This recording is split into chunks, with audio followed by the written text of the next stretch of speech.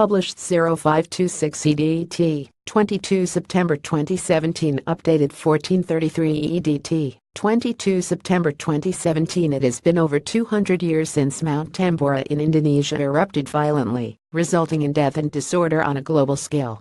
According to the Guinness Book of World Records, it is the deadliest volcano in history. Here Mail and Line Travel reveals the horrifying but fascinating history of the blast and how tourists today can take a peek at its incredible crater.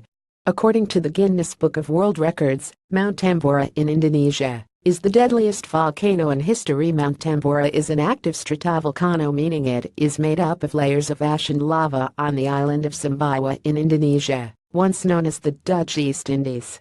Its eruption in 1815 killed around 10,000 people instantly, while the fallout from the blast included formidable tsunami waves, and then famine and starvation, which took the death toll up to some 100,000 people.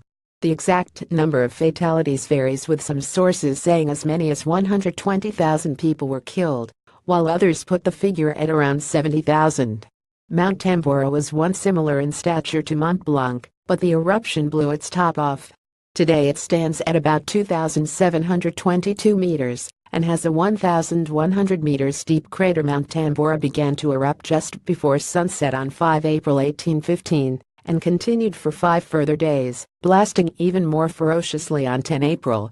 The eruptions were heard 2,000 kilometers 1,242 miles away. Molten rock shot more than 40 kilometers 24 miles into the sky, and a thick veil of ash spread over 1,000,000 square kilometers 386,000 square miles. In total, around 140 billion tons of rock, ash, and debris was flung into the sky.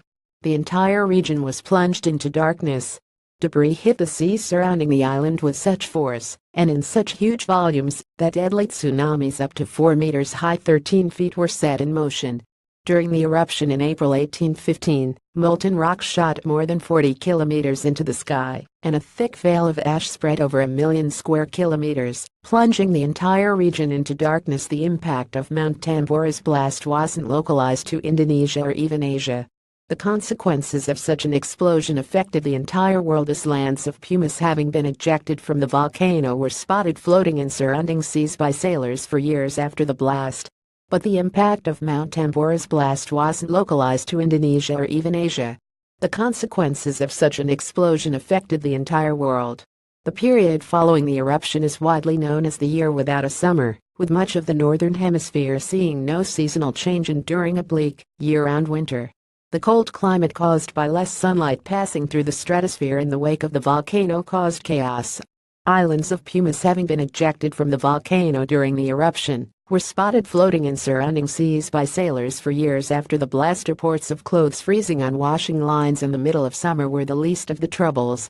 The biting temperatures resulted in poor crop growth, and therefore food shortages in many countries, and in some cases, such as Ireland, out-and-out famine.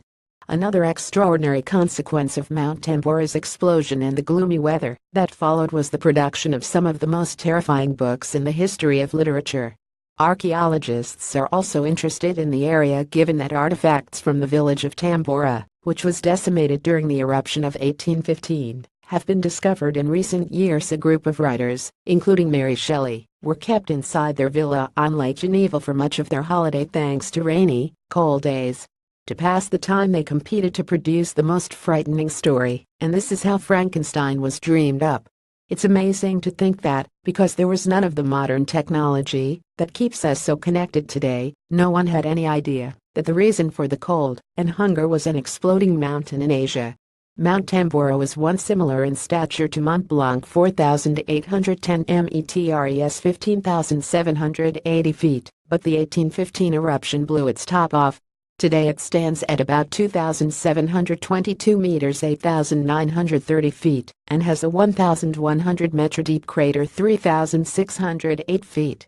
The area is now known as Mount Tambora National Park, and offers trekking and camping opportunities. You can hike to the rim, and even descend into the volcano's deep crater. The area is now known as Mount Tambora National Park, and offers trekking and camping opportunities. You can hike to the rim, and even descend into the volcano's deep crater.